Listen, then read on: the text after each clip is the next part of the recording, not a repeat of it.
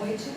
Meu nome é Nádia Karine, estou aqui para poder apresentar o meu trabalho de curso, de conclusão de curso, que o tema é a importância da gestão escolar para o êxito no processo de ensino e aprendizagem, com o orientador Roberto Brasileiro. A apresentação, o tema, ele fala que é a importância da gestão escolar para o êxito no processo de ensino e aprendizagem. O problema levantado é qual a importância da gestão escolar democrática para o êxito no processo de ensino e aprendizagem. Esse problema que ele é levantado dessa gestão democrática é porque, antigamente, Livone vai citar que alguns dirigentes escolares, ou seja, o diretor escolar, eles foram criticados por algumas práticas excessivas da gestão democrática ou autoritária e conservadora. Então, hoje, no século XXI, a gente tem que trabalhar com essa gestão democrática, que é onde o gestor ele tem possibilidade, ele tem autonomia de definir tudo, mas ele precisa trabalhar com a gestão democrática, abraçando todos no processo. A justificativa é: o presente estudo buscou perceber a importância do gestor escolar para o êxito no processo de ensino e aprendizagem, analisando a atuação pedagógica do gestor, visando a melhoria das aprendizagens dos alunos e também pretendendo apontar fatores que venham demonstrar que a escola de qualidade nas aprendizagens, consequentemente, ele vai ter um gestor comprometido com o pedagógico. O objetivo geral foi demonstrar a importância do gestor escolar no processo de ensino e aprendizagem, por ele ser o principal articulador na construção do ambiente de diálogo para melhorar o desenvolvimento do trabalho pedagógico. Ou seja, o gestor escolar, ele é que tem esse papel principal de articular na construção do ambiente de um diálogo entre o coordenador, entre o professor, entre o pai, entre o aluno. O objetivo específico foi promover a interação, cooperação, comunicação e motivação para o trabalho pedagógico, diversificar e potencializar as relações interpessoais mediante a situação mediatizada que venha ressignificar o processo educativo e o sistema educacional. Então, quando a gente fala, desse trabalho pedagógico, Cortella vai falar que alguns problemas que nós tínhamos no passado, que era quando o aluno ele ia para a sala de aula uma aluna ia usando um batom, o professor ia tentar tomar esse batom.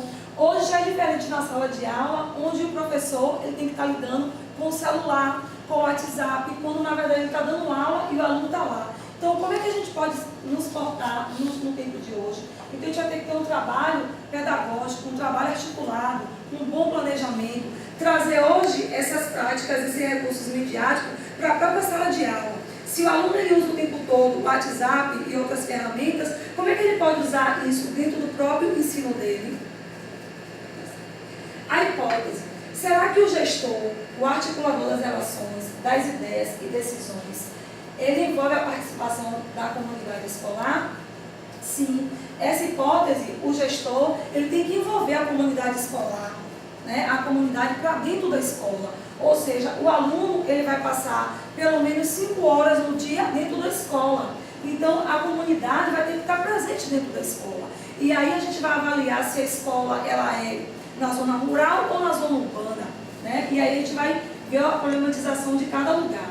A metodologia foi a pesquisa bibliográfica com embasamento teórico. Então, ou seja, foi através de muita leitura, com autores como Libânio, como Cortella, para poder se chegar nessa metodologia. O resumo dos capítulos. O capítulo 1 é a fundamentação teórica, ou seja, é a importância do gestor escolar na organização pedagógica, visando uma qualidade nesse processo de ensino-aprendizagem. Ou seja, o gestor ele vai ter que se importar e ver essa possibilidade dessa qualidade nesse processo de ensino-aprendizagem para que o aluno ele venha ter um bom êxito. A organização da ação pedagógica e o planejamento escolar. Então, o gestor educacional, mesmo com o coordenador, ele vai ter que se preocupar com esse planejamento pedagógico, ou seja, o AC coletivo, o AC individual, o planejamento pedagógico do professor, a liderança da equipe gestora e a qualidade da aprendizagem. Ou seja, o gestor ele precisa ser um líder, ele precisa saber liderar, ele precisa ver como é que ele vai gerir essa qualidade de aprendizagem.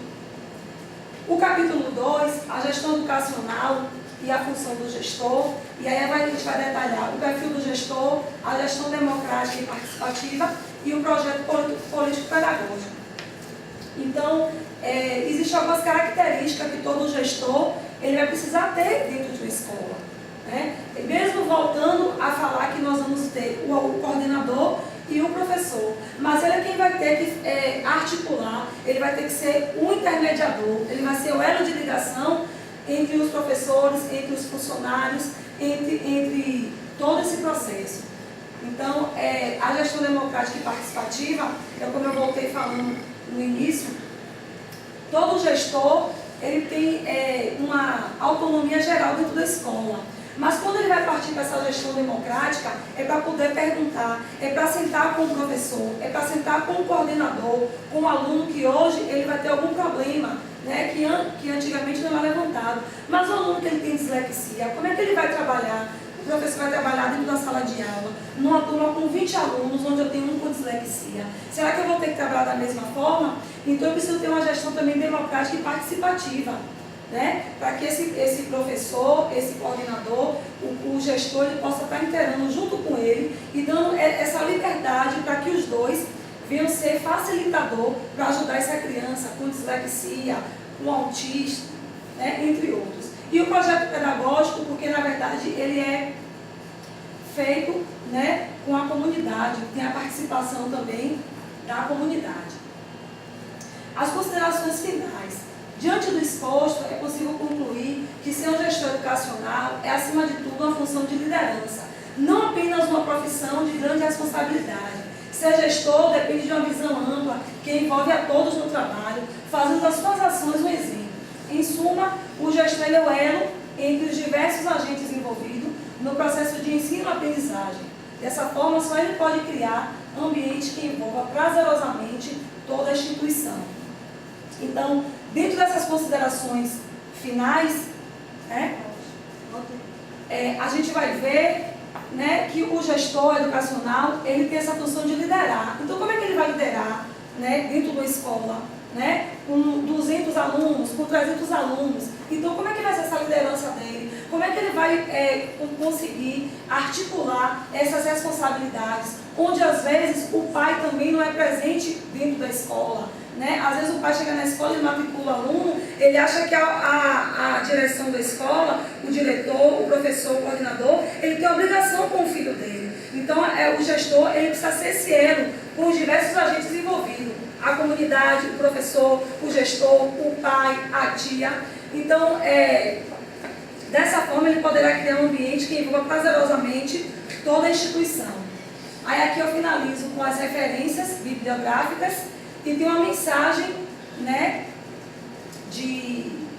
um agradecimento, que primeiramente agradeço a Deus por ter me ajudado nessa longa caminhada, aos familiares, amigos, tutores, orientadores e os colegas de classe, e finalizo com a mensagem de Eribânio, que foi o principal incentivador para essa pesquisa, que a exigência da participação dos pais na organização e gestão da escola corresponde às novas formas de relações entre escola, sociedade e trabalho, que repercute na escola, nas práticas de descentralização, autonomia, corresponsabilização, né? E de fato a escola ela não pode ser mais uma instituição isolada em si mesma, separada da realidade circuncidante, mas integrada numa comunidade que interage com a vida social e ampla.